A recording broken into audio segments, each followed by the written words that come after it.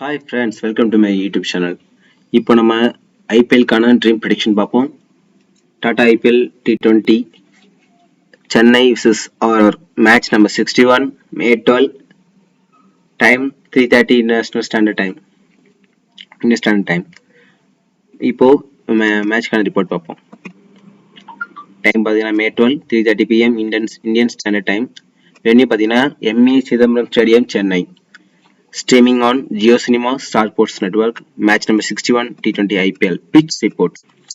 Pitch report பொறுத்தவரையும் இது வந்து ஒரு குட் ஒரு நல்ல ஒரு பேட்டிங் பிச். ஒரு பேட்டிங் பொறுத்தவரையும் ஒரு நல்ல ஒரு பேட்டிங் இருக்கும். அண்ட் பவுலர்ஸ் பொறுத்தவரையுமே ஒரு நல்ல ஒரு ஸ்பின்னர்ஸ்க்கு ஒரு மஸ்ட் ஒரு பெஸ்ட் பிச்சா இருக்கும். ஸ்பின்னர்ஸ் மோஸ்ட்லி அதிகமான விக்கெட்ஸ் இருக்கு, அதிகமான சான்சஸ் இருக்கு. பிச்சை பொறுத்தவரையும் பேட்டிங் பிச்சிங் போது டோட்டலா சென்னை இதுவரையும் விளையாண்ட மேட்ச்ல பாத்தீங்கன்னா நம்ம ஸ்கோரிங் பேட்டர்ன் பார்த்தோம் அப்படின்னா 222 230 மேல போனதே கிடையாது. அதிகமா எப்பயாவது ரேரா 260 அது மாதிரி போயிருக்கு. அதனால 2-1 அடுத்த கம்மிங் மேட்ச்ல வந்து ஒரு 220 வரையும் போகிறதுக்கான சான்சஸ் இருக்கு. 220 அடிச்சாலும் சென்னை வந்து இப்ப சேஸ் பண்ண ரொம்ப கஷ்டப்படுறாங்க. லாஸ்ட் மேட்ச் நம்ம ஜிடி கூட பார்த்திருப்போம். ஜிடி கூட பேஸ் பண்ணும்போது ரொம்ப கஷ்டப்பட்டாங்க. டாப் ஆர்டர் 2 பேர் விளையாண்டு போயிட்டாங்க. எல்லாரோட மைண்ட் செட்டுமே வந்து டாப் ஆர்டர் வந்து 2 பேர் விளையாடுவாங்க கேட்டா கண்டிப்பா கிடையாது.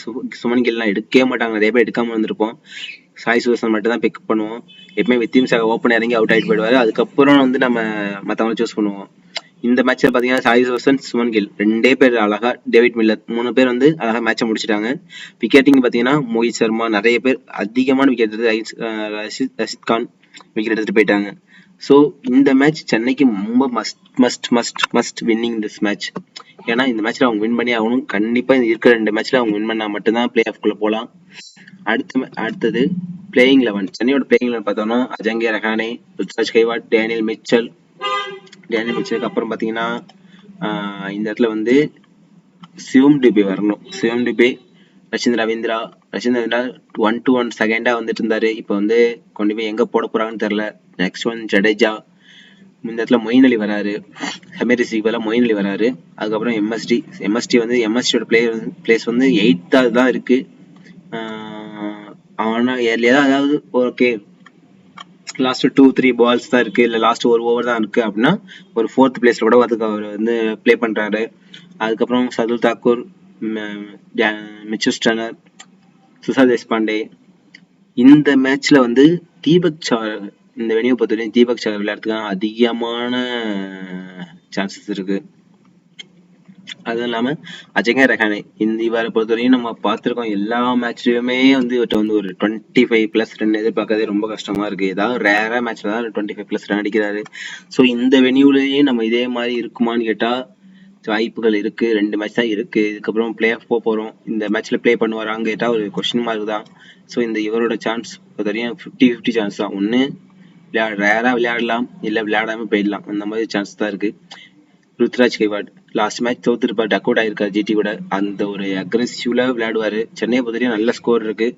ஸோ கண்டிப்பா விளையாடுவாரு. ஒருவேளை அக்ரெசிவா விளையாண்டு ஒரு பால் 2 பால் தப்பா விளையாண்டாரு அப்படின்னா கண்டிப்பா ஏர்லியரா அவுட் ஆக வாய்ப்பு இருக்கு. ஸோ இவர்கிட்ட வந்து ஒரு 35+ ரன் நம்ம இவர்கிட்ட எதிர்பார்க்கலாம். இவர் பொறுத்தவரையும் 35 to 45+ ரன் எதிர்பார்க்கலாம்.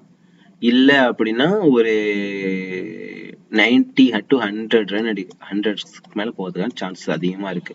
டேனியல் மிச்சர் வந்து செகண்டா பேட் பண்றாரு அப்படின்னா இவர்கிட்ட வந்து 35+ ரன் பார்க்கலாம், இல்ல 50 கூட போறது சான்ஸ் அதிகமா இருக்கு. இன்னொன்னு கண்டிப்பா 1 or 2 ஓவர்ஸ் கண்டிப்பா பிளே பண்றாரு அப்படிங்கிற பட்சத்துல இவர்கிட்ட நம்ம வந்து ஒரு 50+ ரன் எதிர்பார்க்க, 50 பாயிண்ட்ஸ் மேல நம்ம எதிர்பார்க்கலாம். கண்டிப்பா ஃபேண்டசி டீம்ல வந்துருவாரு. இந்த இடத்துல சிவம் டூபே வருவாரு. ஸோ ஹமீர் ரிஷி வரதுக்கான சான்ஸ் கம்மி தான் சென்னையை பொறுத்தவரையும். அதுக்கப்புறம் ரச்சின் ரவீந்திரா சென்னையில விளையாண்ட 2 மேட்ச் நல்ல டாப். ஃபர்ஸ்ட் நீங்க ஸ்கோர் கார்டு பாத்தீங்கன்னா டாப் 2 மேட்ச் நல்லா விளையாண்டுருப்பாரு. அதுக்கப்புறம் மேட்ச்ல எந்த பர்ஃபார்மன்ஸுமே இல்ல. லாஸ்ட் மேட்ச் விளையாடுறதுக்கு சான்ஸ் கொடுத்தாங்க, அதுவும் அவர் சரியா பயன்படுத்தாம விட்டாரு. ஜட்டு பத்தி சொல்ல தேவையே இல்லை. ஸ்பின்னை பொறுத்தவரையும் சென்னைன்னா அவர் தான் தலை கடத்தது சின்னத்தலை அப்படின்னு சொல்ற அளவுக்கு ரகேனாவுக்கு அப்புறம் இவர் வந்துட்டு இருக்காரு. சாரி, தோனிக்கு அப்புறம் அவர் அதிகமா வந்து விளையாண்டுட்டு இருக்காரு. ஸோ அவர்கிட்ட இருந்து நம்ம வந்து ஒரு 3 விக்கெட்ஸ் எதிர்பார்க்கலாம்.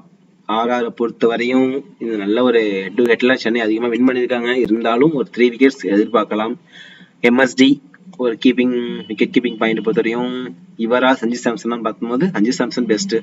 ஏன்னா இவர் இறங்குறதுக்கான சான்சஸ் ரொம்ப கம்மியா போயிடுது. இல்ல சென்னை பொறுத்தவரையும் டாப் ஆர்டர் 4 பேர் விளையாண்டுருவாங்க, இல்ல 5 பேர் விளையாண்டுருவாங்க.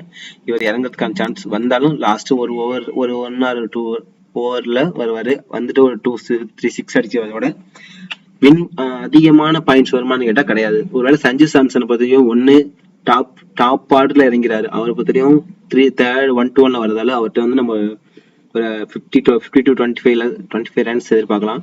தோனியா இல்ல சஞ்சு சாம்சனான்னு பார்க்கும்போது சஞ்சு சாம்சன் பெஸ்ட். அதுக்கப்புறம் சர்துல் தாக்கூர், இவர்கிட்ட நம்ம ஒரு 2 விக்கெட்ஸ் எதிர்பார்க்கலாம். பேட்டிங் ஆர்டர் வரது கஷ்டம் தான். சென்னை மேட்ச் பொறுத்தவரையும் சென்னை ஹோம் கிரவுண்டுங்கிறதால ரொம்ப ஒரு அட்வான்டேஜ் இருக்கும் இவங்கள்ட்ட. ஸோ இந்த ஆர்டர்ல பார்க்கும்போது டாப் ஆர்டர்ல ஒரு 3 to 4 விக்கெட்ஸ் தான் மொத்தமாவே விழுறதுக்கான சான்சஸ் இருக்கு சென்னை பொறுத்தவரையும். இவங்கள்ட்ட விக்கெட் விழுகுமான்னு கேட்டா டாப்ல ஒரு 3 விக்கெட்ஸ் வாய்ப்பு இருக்கு. சர்துல் தேஷ்பாண்டே இந்த மேட்ச்ல பார்த்தீங்கன்னா 1 விக்கெட் எடுக்கிறதுக்கு சான்ஸ் தான் இருக்கு. ஸோ இந்த மேட்ச்ல நீ ஸ்கிப் பண்ணுங்க, ஏன்னா எல்லா மேட்சுமே விக்கெட் எடுக்க மாட்டாங்க எல்லாருமே. தீபக் சகர் இந்த மேட்ச்ல கண்டிப்பா இறங்கிறதுக்கான அதிகமான சான்சஸ் இருக்கு. ஏன்னா இன்ஜுரி, அந்த லாஸ்ட் மேட்ச் இன்ஜுரி ஆயிடுச்சு. அதுமாதிரி சர்துல் தாக்கூரும் ஒரு ஓவர் பவுல் பண்றாரு, டக்குன்னு பார்த்தா இன்ஜுரி சொல்லிட்டு உள்ள போயிட்டு லாஸ்ட் ஒரு ஓவர் வராது. போன மேட்ச் கேப்டனா ட்ரை பண்ணாலாம் ரொம்ப ஒஸ்டா போயிடும், அந்த மாதிரி ஆயிடுச்சு. விக்கெட் எடுக்காம போயிடுச்சு. சர்துல் தேஷ்பாண்டே கூட நம்ம 50-50 சான்ஸ்ல கன்ஃபார்ம் எடுத்துடலாம். ஏன்னா மற்றவங்களை இவர் சர்துல் தாக்கூர், தீபக் சகர்லாம் வந்து என்ன பெர்ஃபார்மன்ஸ் இருக்கான்னு தெரியாத அளவுக்கு போயிட்டு இருக்கு. ஸோ ஓகே, ராஜஸ்தான் ராயல்ஸோட பிளேயிங் லெவன் பார்ப்போம். பிளேயிங் லெவன் பார்க்கும்போது Jaiswal, Jos Buttler, Sanju Samson, Riyan Parag, Hetmyer, Rovman Powell, Ashwin, Avesh Khan, Trent Boult, Yuz Chahal, Nandre Burger, சமிர்சாய். இப்போ இதுல வந்து டாப் ஆர்டர்ல பிளேயிங் 11 நம்ம வந்து பிளேயிங் 11 பார்க்கறத விட பிளேயிங் 11 ஏன்னா முன்ன பின்ன கண்டிப்பா கேசன் வருவாரு, அந்த மாதிரி மாத்துறாங்க. ஸோ அப்படி மாத்துற பட்சத்துல யார் வருவாங்க அப்படின்னு பார்த்தோம்னா மேக்சிமம் ஜெய்ஸ்வால் கன்ஃபார்மும் ஃபர்ஸ்ட் 1-1 இறங்கி ஃபர்ஸ்ட் மேட்ச் ஓப்பனரா இறங்கிடுவாங்க. ஜோஸ் பட்லர் ஒரு இம்பாக்ட் பிளேயரா வருவதுக்கான சான்சஸ் இருக்கு. ஏன்னா ஃபர்ஸ்ட் பேட் பண்றாங்க, சென்னை வந்து ஃபர்ஸ்ட் பேட் பண்றாங்க அப்படின்னா கண்டிப்பா இந்த மேட்ச் வின் பண்ணுங்கிற ஒரு அக்ரெசிவ் விளையாடுவாங்க. ஸோ இயர்லியரா ஒரு 2-3 விக்கெட்ஸ் கன்ஃபார்மா விடுவாங்க. ஏன்னா தேர்ட் 1 or 2 ஃபர்ஸ்ட் 3 ஓவர்ஸ்ல கண்டிப்பா ஒரு விக்கெட் விழுவது வாய்ப்பு இருக்கு. அது யாருன்னு பார்த்தா ரகேனாவா இருப்பாரு. அதுக்கப்புறம் வர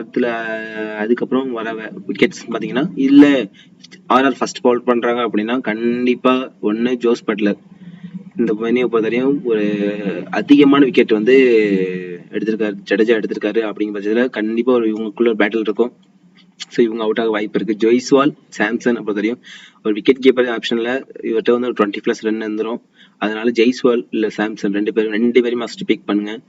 ரியான் பராக் ஆல்ரவுண்டர்ல ரியான் பராக் ஒரு மஸ்ட் பிக். செகண்டா பேட் பண்றாரு அப்படின்னா ஹெட்மயர் ஒரு மஸ்ட் பிக்கா இருப்பாரு. டாப் ஆர்டர்ல ஒரு 4 விக்கெட்ஸ் விழுந்துருச்சு அப்படின்னாலே Ryan Parag, Rovman Pavul must பிக்கா இருப்பாரு. நீங்க 4 மேட்ச் போறீங்க அப்படின்னா இந்த டாப் ஆர்டர்ல ஒரு 2 பேர் ஸ்கிப் பண்ணி ஜெய்ஸ்வால் இல்ல சாம்சன் மட்டும் எடுத்துட்டு இவங்கல்ல இல்ல ஜெய்ஸ்வால் பதிலா தோனி நீங்க எடுக்கிறீங்க அப்படிங்கிற பட்சத்துல ஜெய்ஸ்வால் மட்டும் எடுங்க. ஹெட்மயர், ரோமன் பவுல் மட்டும் எடுங்க. அதுக்கப்புறம் ரவிச்சந்திரன் அஸ்வின் மஸ்ட் பிக்கா இருப்பாரு. வேற ஏன்னா எல்லா மேட்ச்லயும் கண்டிப்பா 1 or 2 விக்கெட் எடுக்கிறாரு. பேட்டிங் ஆர்டர் வந்தால் டாப் ஆர்டர்ல ஒரு நம்ம 3 விக்கெட்ஸ் விழுந்துருச்சு அப்படின்னா இவர் கண்டிப்பா பேட்டிங் வருவாரு. அதுக்கப்புறம் ஆவேஷ் கான் இல்ல ட்ரெண்ட் போல்டான்னு பார்த்தா 2 பேருமே ஒரு மஸ்ட் பிக் தான். 2 பேருமே ஒரு மஸ்ட் பிக்கா இருப்பாங்க.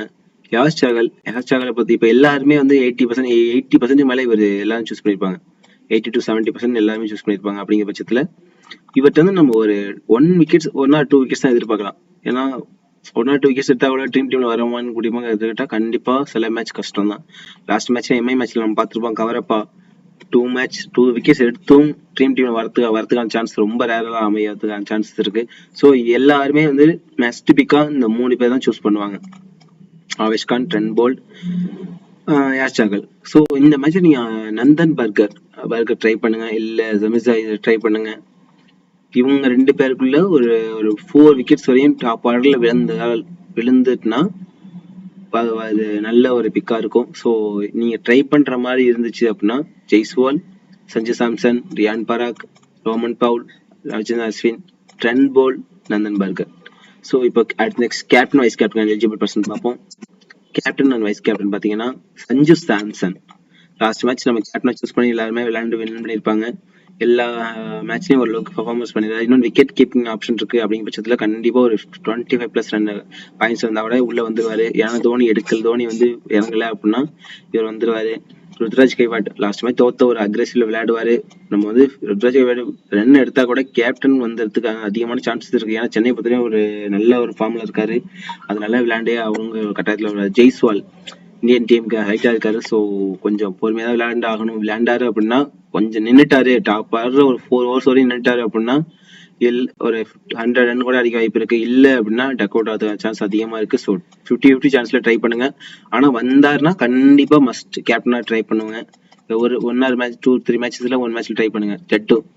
ஜட்டு பத்தி சொல்ல தேவையில்ல, 3 wickets வரையும் எடுக்க வாய்ப்பு இருக்கு. அதே மாதிரி துஷார் தேஷ்பாண்டே 3 wickets எடுக்க வாய்ப்பு இருக்கு. அஸ்வின் இவங்களும் 3 wickets எடுக்கிறதுக்கான சான்ஸ் அதிகமா இருக்கு. ஸோ கேப்டன் வைஸ் கேப்டன்ல இந்த 2 பேர் மஸ்ட் ட்ரை பண்ணுங்க. அதே மாதிரி வைஸ் கேப்டன்ல இவங்க அஸ்வின் இல்லைன்னா துஷார் தேஷ்பாண்டே இல்லைன்னா அஸ்வின் ரவிச்சந்திரன் ஜடேஜா 2 பேருமே R. So R Ravichandran Ashwin Jadeja. So must try பண்ணுங்க. Okay friends, thank you. Thanks to வாட்சிங். மறக்காம சப்ஸ்கிரைப் பண்ணுங்க. Thanks to all.